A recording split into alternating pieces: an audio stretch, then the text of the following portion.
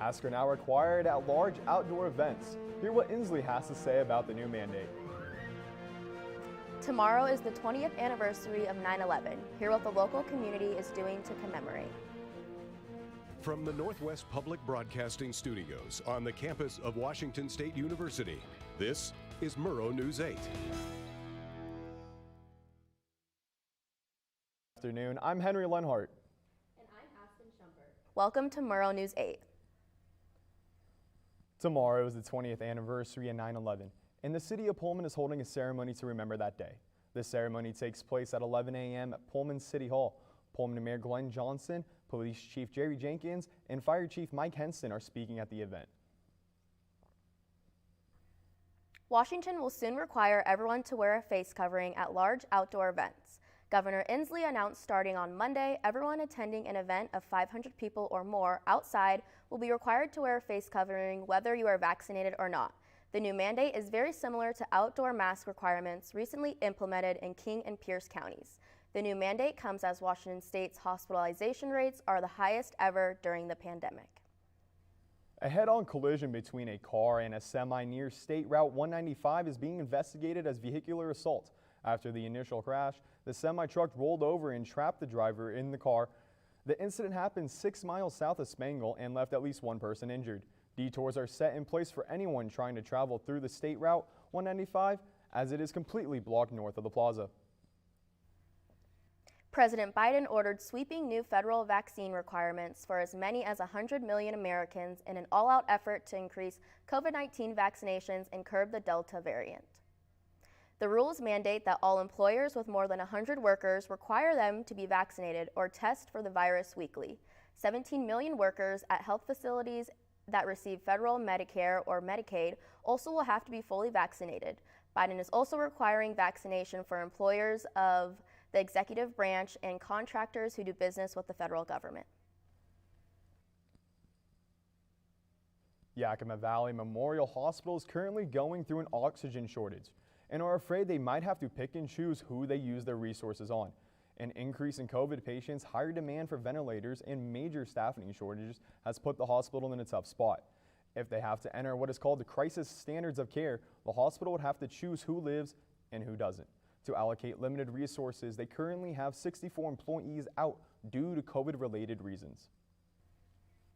The Spokane County Interstate Fair starts today, but are asking visitors to wear masks indoors and outdoors, following COVID-19 guidelines. Fair leaders made the change after Governor Jay Inslee made an announcement requiring events with 500 people or more to have a mask. It's week 2 of high school football in Washington State. For Spokane High schools, COVID-19 has canceled 3 of their upcoming games, and there are no makeup dates scheduled for those canceled games. Jay Inslee is calling on the government of Idaho to tighten their COVID-19 rules amidst the Delta surge. The high number of patients has made it hard on Idaho hospitals, which are on crisis standards of care. Idaho residents have been going to Washington to get treated as the hospitals can handle it for now, but Governor Inslee is preparing hospitals for more patients in the future. The Department of Medical Defense team is helping out the Kootenai Health Center due to a record number of patients with COVID-19. The health center only has 26 ICU beds and there are a total of 113 patients as of right now. The team will be with the medical center for 5 weeks unless they are no longer needed. The health center is the projection of receiving 140 COVID-19 patients in the upcoming weeks. Gritman Medical Center in Moscow admitted 6 new patients who tested positive for COVID-19 this past week. 41 people have been hospitalized since June 1st and 80% have been unvaccinated. Gritman also announced that the hospital is still not operating in crisis standards of care.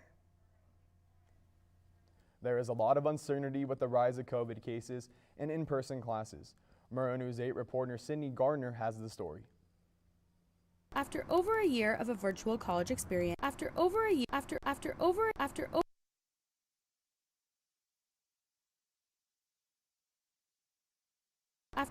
year of a virtual college experience, Washington State University students are back in Pullman, attending classes in person, going to sports games, and socializing with friends. It's really exciting to be back on campus and see everybody and kind of just feels like more of like normal. It feels as normal as it can be with masks and everything. I feel like I'm finally getting like the full college experience out of it. Even with a return to mostly normal, many students are wondering how much longer they will get to continue attending classes on campus, or if the university will return to remote learning. I've been hearing a lot of people say that they think that we're going to go back online eventually. That's definitely what everybody seems to be thinking. I would say I'm nervous for the rest of the semester just because I want to continue this college experience. I spoke with Phil Weiler, Vice President of Marketing and Communication at WSU, to get the university's take. We feel pretty confident that with the vaccine mandate for everybody and the mask mandate, we're going to be able to have this year take place in person. Based on what we're seeing so far, a couple weeks into the semester, we aren't seeing significant cases of illness among our students or faculty and staff. We don't have any kind of a trigger that says if we see X number of cases, then we go online. Our hope is that we don't have to do that. So as of now, it looks like WSU will continue with in-person classes. With Murrow News 8, I'm Sidney Gardner. The deadline for employees to get the first Pfizer vaccine shot is September 13th. The Pfizer vaccine must be taken 21 days apart.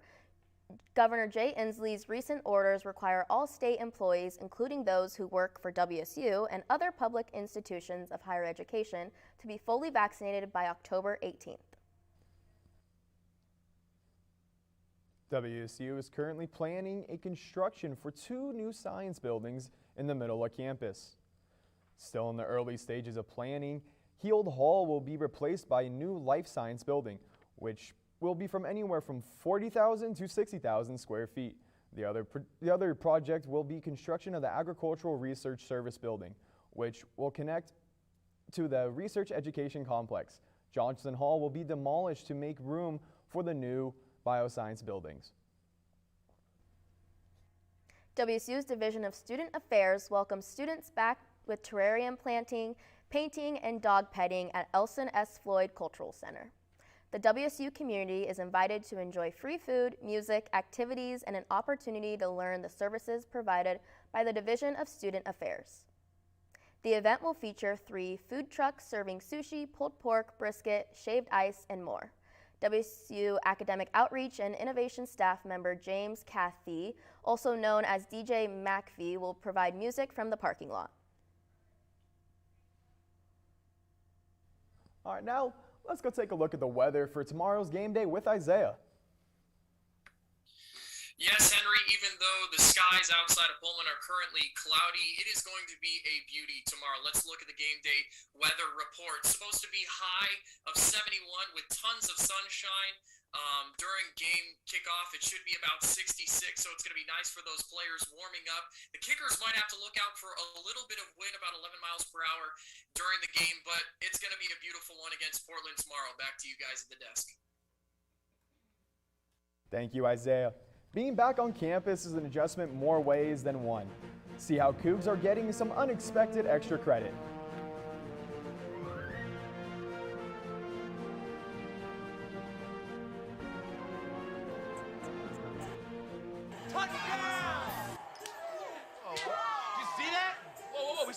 We scored, going to the playoffs. I can't believe I missed that.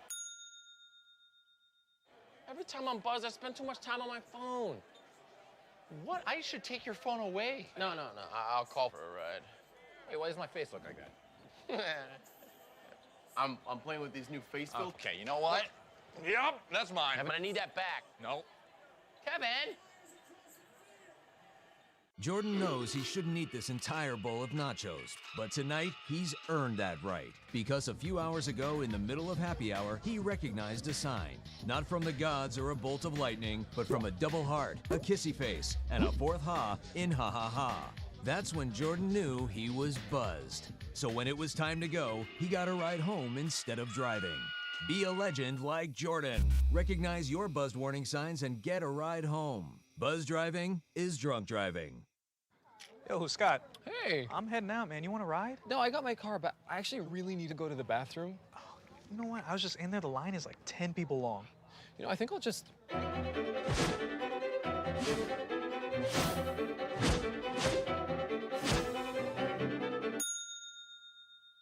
Dude, are you okay? You wouldn't believe what I was just thinking. I am definitely buzzed. Yeah. I think I will take this, and I will take that ride home. Smart man. Did you see how that dog was looking at me? What do you think you're doing, Kevin? Was just gonna drive home. There are several warning signs present that you shouldn't be driving. Like hearing voices? Like your text-to-emoji ratio? Oh man, the selfies. Selfie nailed it. We all have warning signs that let us know that we're probably not okay to drive. Mine is pretending to be your subconscious. Greg, come on man, let's put a ride home.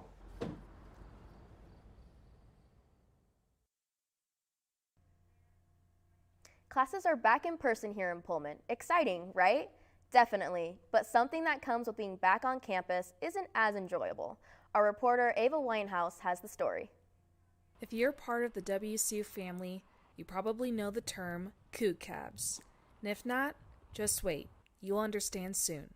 From C Street and B Street all the way to campus, students and faculty feel the burn of the Pullman Hills every day. They're steep, man. They're very steep. Like these cougar cabs. I just heard of that, but it's real. It's definitely real. Halfway through, I'm like, I don't know if I'm gonna make it. My shins hurt.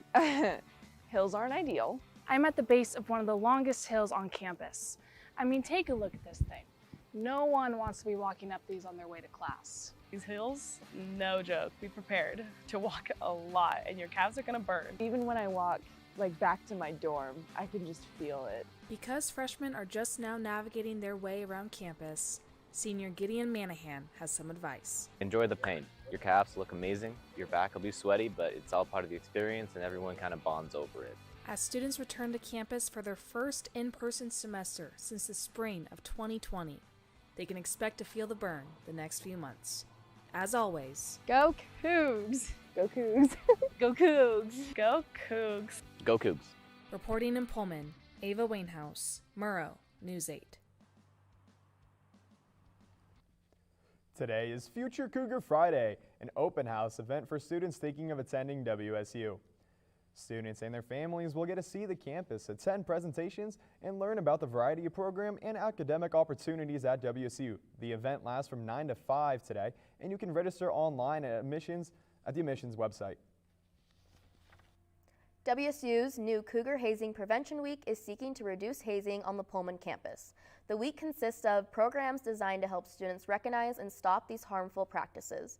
The week-long event runs from September 7th through the 10th and will feature a new member workshop, presentations on topics such as alcohol and mental health, and a barbecue. The memorial service for veteran Colfax Fire Chiefs James Earl Krause will be held today. The service starts at 1 p.m. at the First Baptist Church in Colfax. In between the service and the burial, there will be a procession of 30 police and fire vehicles around Whitman County.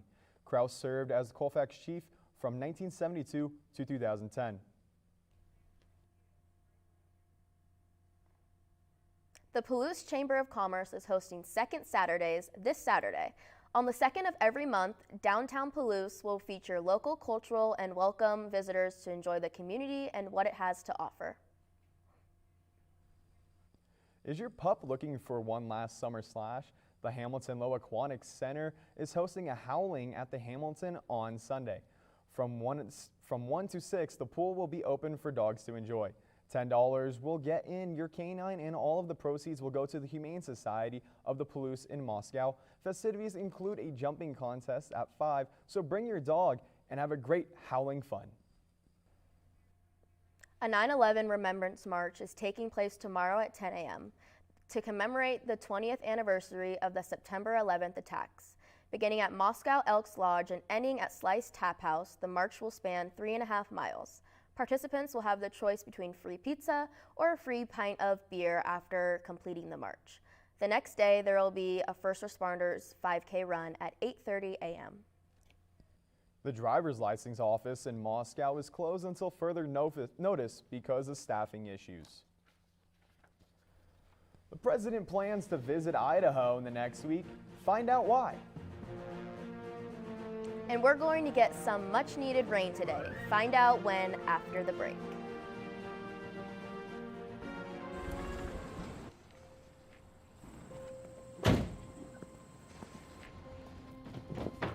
Dad, they took over my bedroom. Come on, come on. Okay, Dad. 1, 2, 3. Dad!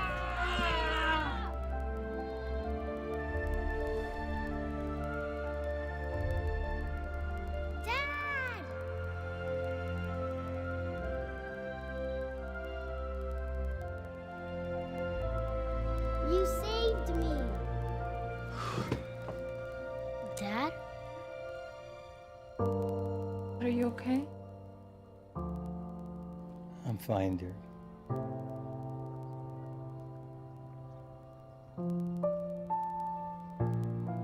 Your hero needs you now, and AARP is here to help. Find the care guides you need at aarp.org/caregiving. President Biden will visit Idaho on Monday as part of a 3-state trip. The president will visit the National Interagency of Fire Center in Boise to survey wildfire damage. Idaho is just one of the several western states severely impacted by dry conditions and damaging wildfires this year. During Wednesday's press conference call with Senator Pat Murray, ideas were being brainstormed on how the federal government can help fight fires and prevent wildfires. While they're still in the midst of a wildfire season, Senator Murray said the climate crisis is here and now and is pushing for landmark investments in the wildfire recovery and prevention. And the climate action of one of those investments Murray is pushing for would bring $8 billion for the prevention to the West. WSU football is gearing up for their second game of the season. Stick around to see what fans need to know if they plan on attending. The NFL season kicked off last night.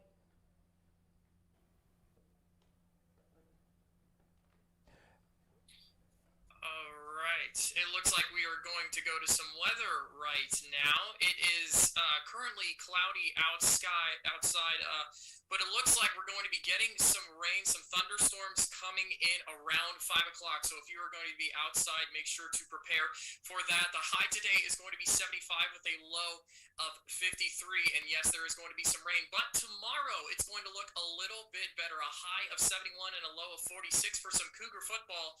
And tons of sunshine. So you Cougs get out there and enjoy the wonderful weather. Let's take a look at the Washington State map here in Pullman. Of course, 75 with a low of 53. Spokane, 79 with a low of 56. Tri-Cities also 74 with a low of 58. And Yakima, 73 with a low of 50. And all of that is just going to be covered in rain. Right now, we are tracking a storm that is going over the southern part of Washington and the northern part of Portland, so the Cougs are going to be getting that rain in just a little bit. Let's take a look over at the west side. Seattle, it is going to be a high of 70 with a low of 56 and mostly cloudy. And here in Olympia, where I am at, it is currently cloudy with a high of 69 and a low of 58. Lovely out here in Olympia. Let's jump over to the 5-day forecast. Tomorrow, as I said, it is going to be sunny and beautiful for some Cougar football, so prepare for the sunshine. Sunday is going to look pretty similar, high of 73 with a low of 44, going to be partly cloudy, but don't have to worry about any rain coming anytime soon. Monday coming in, it's going to be sunny, 71 with a low of 41, and the sun just continues throughout the week. Tuesday, a high of 74 with a low of 46, and Wednesday closes it out with a high of 70 and a low of 40. So yes, Cougs, even though we are looking at some rain in a couple of hours, we should be expecting some beautiful sunshine for the rest of this week and some lovely sunshine tomorrow at the game. Over back to you at the desk, Aspen and Henry. The NFL season kicked off last night and it did not disappoint. Stick around to find out why. Always very familiar with her neighborhood, but one day she stopped at the stop sign for much longer than usual, and she didn't know whether she should go forward or turn, and she wasn't even really sure where she was at. It was very unsettling for her. I felt so much better after my son told me, Mom, I don't want you to worry or be afraid. I'll be there for you and we'll figure it out.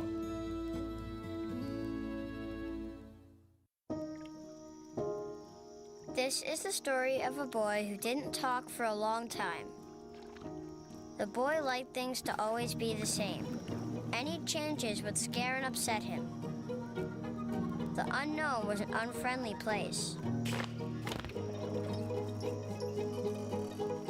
The boy was very sensitive to lights and sounds. So he built secret hiding places where they couldn't get in. The boy didn't like looking people in the eye. He wasn't trying to be mean, it just made him feel uncomfortable. Sometimes he would flap his arms again and again. One day, I found out I have something called autism. My family got me help. Slowly, I found my voice and learned all the ways I could live with it better. Early intervention can make a lifetime of difference. Learn the signs at autismspeaks.org. Me and my boy Matt had it good. He had catnip that was off the hook. But one day, he brings a girl home, and she's allergic to cats. Every sneeze was a nail in my coffin. Now I'm in a shelter. It's decent, but they don't even have Wi-Fi.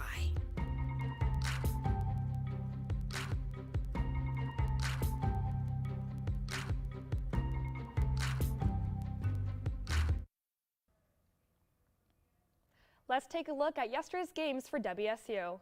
The WSU women's volleyball team pulled out a great win for the 2021 season, defeating Long Beach State, sweeping them in 3 straight sets in their first home game. While women's soccer suffered the first loss of the season to Seattle University, the final score was 2-1. The second day of WSU Volleyball Cougar Challenge is today with 4 games slated on the schedule. The WSU currently playing Northern Iowa over in Boulder Gym and then will play Gonzaga at 8 p.m. tonight. Long Beach State is playing Northern Iowa at 6 p.m. in Boulder Gym as well.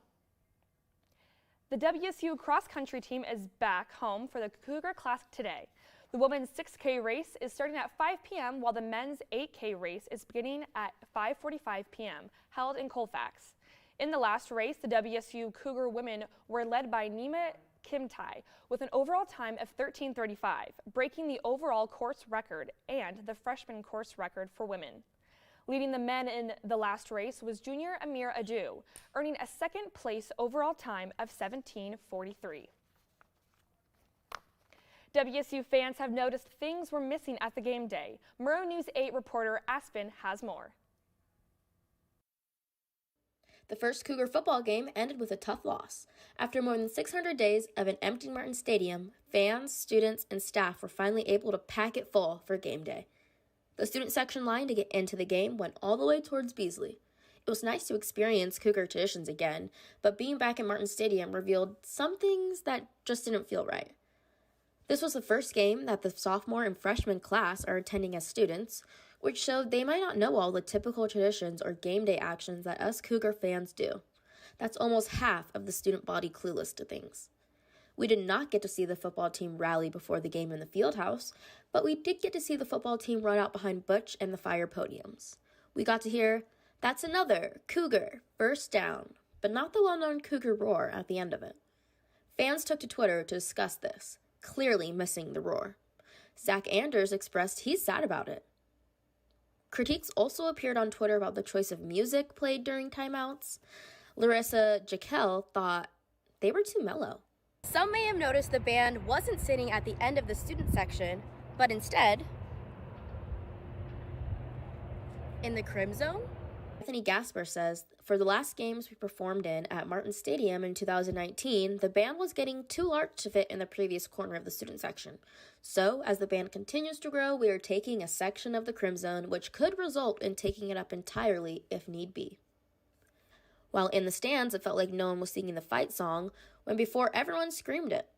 Fans were loud and excited to cheer on the team. Hopefully things like singing the fight song and the Cougar roar will be back to normal for Game 2 coming up this Saturday. Reporting in Pullman, I'm Aspen Shumpert with Murrow News 8. Cougar football is back this weekend as WSU takes on Portland State with a kickoff time at 3 p.m. on the Pac-12 network. WSU is looking to bounce back after last week's loss to Utah State. Coach Nick Rolovich said that quarterback Jane DeLaura is likely to start the quarterback position for this week's game after coming in last game in the second half. With another WSU home football game, what can students and guests expect when entering the stadium? WSU's Vice President of Marketing and Communications, Phil Weiler, says what will be required of people entering the stadium. Everybody needs to be wearing a mask, whether you're indoors, outdoors, whether you're in your seats or not. The only time you can remove the mask would be if you're actively eating and drinking. And then in October, we will implement a vaccine mandate to be able to actually get in the gates.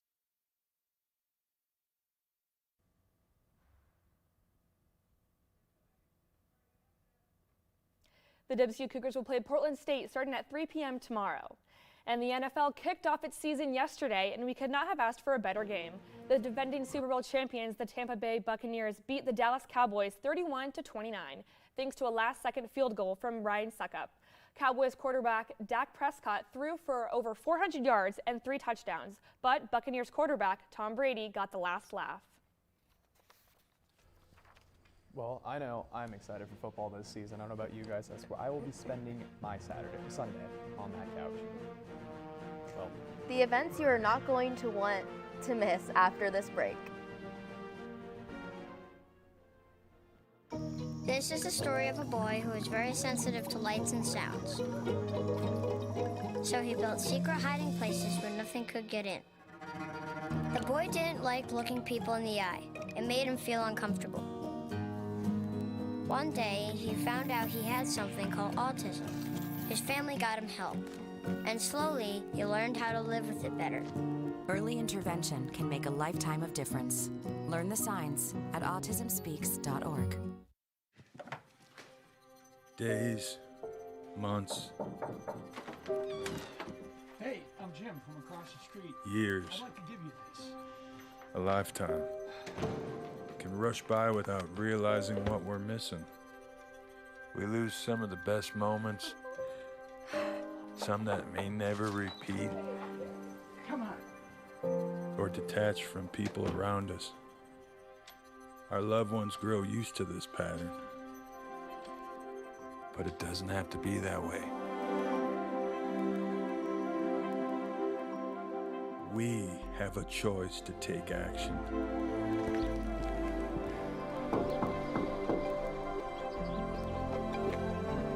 It's never too late to live a full life again. Hear how many of us Vietnam veterans have managed our mental health and reconnected with our families. Visit maketheconnection.net to find out more. I'll never forget the day our landlord called and said, read your lease. No pets allowed. My owner tells him my dog ate the lease, but that didn't work. And now I'm stuck in a shelter. But this pit bull is ready for a new crib. I'm loving, loyal, and play well with others. So don't be intimidated by all my muscles, because the biggest one I have is my heart. That's right, I said it.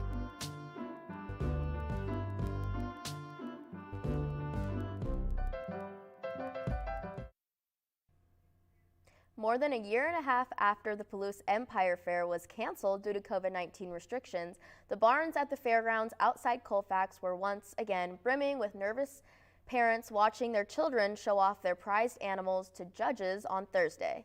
The fair will run through Sunday and feature rodeo events, carnival rides, and tractor driving contests, and more events that are listed at PalouseEmpireFair.com. Thanks for watching. If you missed anything or any of our previous newscasts, you can always catch us on our YouTube channel. More news can be found at nwpd.org. Have a good night.